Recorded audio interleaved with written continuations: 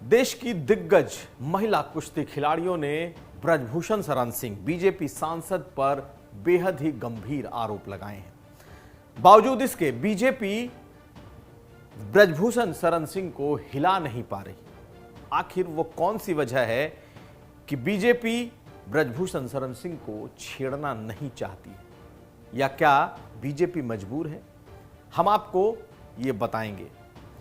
ये भी जानिए कि कितने गंभीर आरोप इन महिला कुश्ती खिलाड़ियों ने ब्रजभूषण शरण सिंह पर लगाए हैं। ये आरोप क्या हैं और कैसे कविता के जरिए ब्रजभूषण शरण सिंह ने इसका जवाब दिया है, ये भी हम आपको बताएंगे। और साथ साथ आज अखिलेश यादव के किस बात का जवाब मुख्यमंत्री योगी आदित्यनाथ ने निकाय चुनाव की अपनी रैली में दिया है और अपराधियों को लेकर क्या कहा है, ये सब बातें आज का यूपी में। नमस्कार, मैं हूं कुमार अभिषेक, आप देख रहे हैं यूपी तक। हम हाजिर हैं अपना न्यूज शो आज का यूपी लेकर। तो ब्रजभूषण शरण सिंह को लेकर बीजेपी इतनी मजबूर क्यों है? 3 महीने से चल रहा ये एक आंदोलन है जो जनवरी में भी शुरू हुआ था, कई दिनों तक चला, और अब दोबारा एक बार फिर जो महिला कुश्ती की देश की तमाम दिग्गज खिलाड़ी हैं वो अगर धरने पर बैठ गई हैं और न तो बीजेपी ब्रजभूषण शरण सिंह को हिला पा रही है, हटा पा रही है, इसके पीछे की असली वजह क्या है हम आपको ये बताएंगे। लेकिन सबसे पहले हम आपको उन खिलाड़ियों के आरोपों से रूबरू कराते हैं कि आखिर गोंडा के सांसद, कैसरगंज के सांसद ब्रजभूषण शरण सिंह पर इन खिलाड़ियों ने किस तरीके के आरोप लगाए हैं, क्या क्या हैं आरोप। आप इन आरोपों को पहले सुन लीजिए। मैं बताना चाहूंगी, हमने 2 दिन पहले सीपी पुलिस थाने में कंप्लेंट दी थी और 2 दिन हो गए हैं, अभी तक एफआईआर दर्ज नहीं की गई है। हमारी 7 लड़कियों ने कंप्लेंट की थी, जिसमें से एक लड़की माइनर है, पॉक्सो केस बनता है, लेकिन अभी तक कोई सुनवाई नहीं हुई, ना एफआईआर दर्ज हुई। सेक्सुअल हैरेसमेंट का मामला था और ब्रजभूषण शरण सिंह के खिलाफ था ये।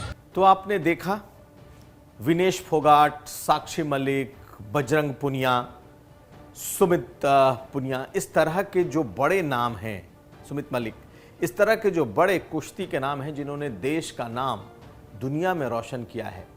बड़े बड़े जो खेलों के इवेंट हुए, चाहे वो ओलंपिक्स हो, एशियाड हो, यहाँ पर ये लोग भारत के लिए सोना, चांदी और ब्रॉन्ज लेकर आए। ऐसे खिलाड़ियों ने जो गंभीर आरोप लगाए हैं उसमें यौन शोषण भी है, उसमें क्षेत्रवाद भी है और उसमें अभद्रता भी है। लेकिन ब्रजभूषण शरण सिंह लगातार ऐसी बातों से इनकार करते रहे। उन्होंने कई बार कहा है कि इन आरोपों को सही मानने से बेहतर है कि खुद को खत्म कर लेना। लेकिन खिलाड़ियों के इन आरोपों का बीजेपी के सांसद ने जवाब क्या दिया है? लेकिन जवाब सीधा नहीं है, जवाब कविता के माध्यम से है। सुनिए किस तरीके से जवाब दिया है ब्रजभूषण शरण सिंह ने। जिस दिन जीवन के हानि लाभ पर उतरूंगा, जिस दिन जीवन के हानि लाभ पर उतरूंगा, जिस दिन संघर्षों में जाली लग जाएगी, जिस दिन जीवन की लाचारी मुझ पर तरस दिखाएगी, जिस दिन जीवन की लाचारी मुझ पर तरस दिखाएगी, उस दिन जीवन से मृत्यु कहीं बढ़ जाएगी। मित्रों, जिस दिन मैं अपने जीवन की समीक्षा करूंगा, क्या खोया क्या पाया, और जिस दिन मैं महसूस करूंगा कि मेरे संघर्ष करने की क्षमता अब समाप्त हो गई है, जिस दिन मैं महसूस करूंगा मैं लाचार हूं, मैं बेचारा हूं, ऐसी जिंदगी जीना मैं पसंद नहीं करूंगा। तो ब्रजभूषण शरण सिंह का जवाब आपने कविता के शक्ल में सुन लिया। ब्रजभूषण शरण सिंह कविता के शक्ल में कहीं ना कहीं विक्टिम कार्ड भी खेल रहे हैं। लेकिन आखिर ऐसा उनमें क्या है कि बीजेपी उन पर हाथ नहीं डाल रही। आपको बता दें कि ब्रजभूषण शरण सिंह जिस इलाके से आते हैं, कैसरगंज, गोंडा, बलरामपुर, बहराइच, ये ऐसे जिले हैं जहां पर उनका अच्छा खासा प्रभाव है।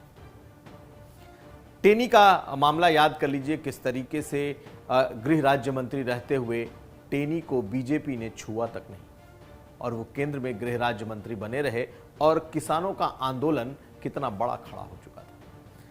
बीजेपी को भी लगता है कि इस इलाके में ब्रजभूषण शरण सिंह को सिर्फ आरोपों के आधार पर आप उन पर बड़ी कार्रवाई नहीं कर सकते। जब तक आरोप सिद्ध न हो, जब तक आरोपों में कोई बड़ी कोई जांच में कोई बात निकल कर ना आ जाए, ऐसे में ब्रजभूषण शरण सिंह के इलाके में कहीं ना कहीं बीजेपी के खिलाफ एक बड़ा रोष उत्पन्न हो सकता है, पैदा हो सकते हैं को लेकर के।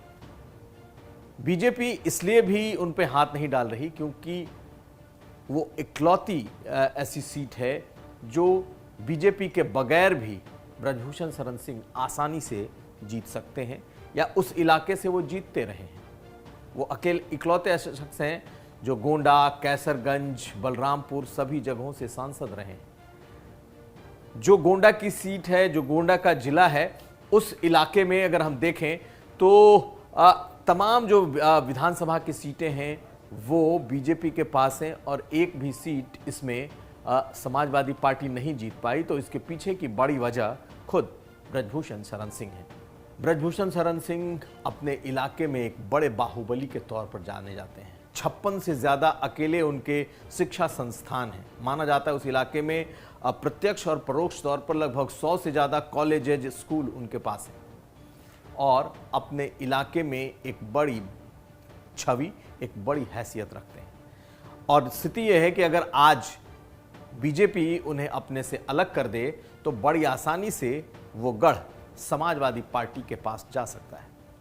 आप देखें कि इतना कुछ होने के बाद भी अभी तक अखिलेश यादव ने ब्रजभूषण शरण सिंह के खिलाफ कोई ट्वीट नहीं किया। उन्हें मालूम है कि अगर बीजेपी से ये गिरे तो समाजवादी पार्टी में आएंगे।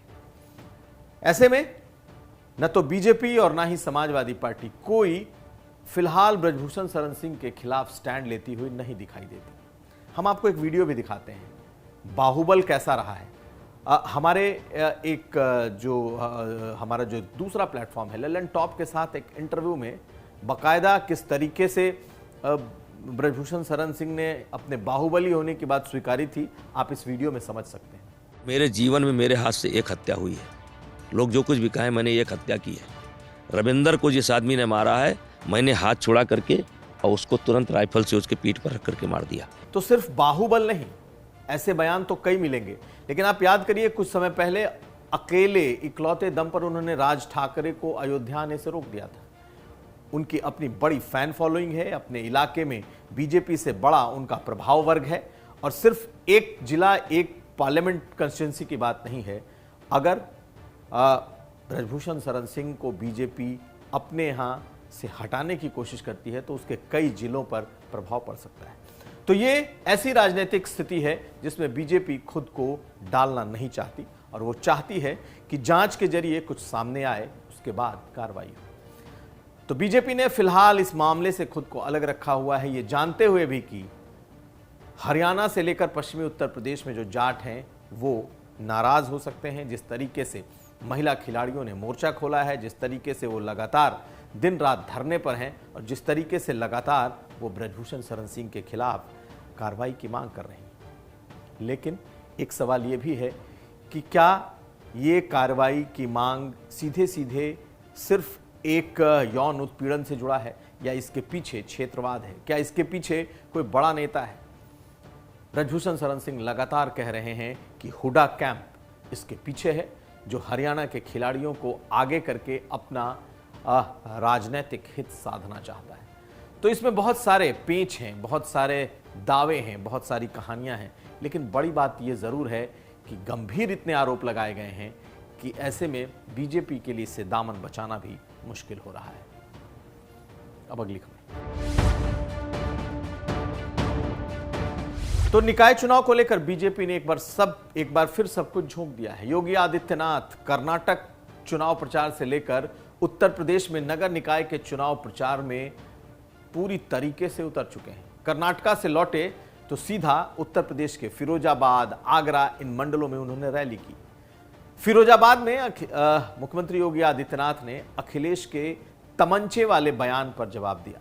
कल अखिलेश यादव ने गाजियाबाद में तमंचा शब्द का इस्तेमाल कई बार किया था और आज मुख्यमंत्री योगी आदित्यनाथ ने तमंचा को टैबलेट से जोड़ दिया। आप सुन लीजिए कल अखिलेश ने क्या कहा था, आज योगी ने क्या जवाब दिया। सवाल मत पूछिए बीजेपी का।